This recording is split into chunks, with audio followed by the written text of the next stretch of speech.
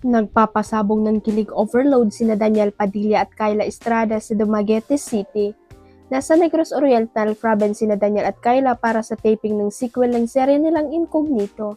Kajoy ng dalawa sa taping sina Ian Veneracion, Anthony Jennings at Maris Racal, pero sakay niya nakatutok ang mga taga Dumaguete. Kanya-kanyang post sa social media ang mga maswerteng lokal na aliw sa panonood ng taping.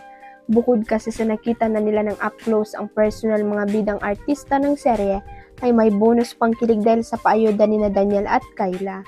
Komento nga ng mga ususerong fan, aakalain mo nga raw na honeymooners talaga ang dalawa kung hindi lang alam ng mga tao na trabaho ang ginagawa nila sa lugar na iyon. Off-cam ay ramdam na ramdam pa rin ang sweetness ng Kynel. Sa mga trending video ay makikita nga kung paanong super alalay si Daniel sa kasintahan. Muli na namang nangabog si Catherine Bernardo sa mundo ng social media. Patuloy na tumataas ang number ng views niya sa TikTok kahit hindi naman siya ganoon ka-active sa nasabing social media app. Sa ngayon ay sinasabing si Catherine ang local celebrity na may pinakamataas na views sa TikTok. Sa katunayan, habang sinusulat ito ay nakamig na sikat ng 15 billion views sa TikTok.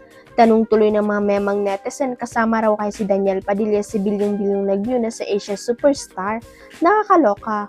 Hopya rin ang fans at casual na sana ma-inspire sikat sa 15 billion views niya sa TikTok para mas ganaan siyang maging active sa social media at mag-post ng mas maraming content. Bet ng mga fan na sana mas maraming dance content ang i-post nito dahil miss na raw nilang sumayaw ang actress. Huwag kalimutang i-click ang subscribe button at i-ring ang notification bell para sa latest at legit chika updates.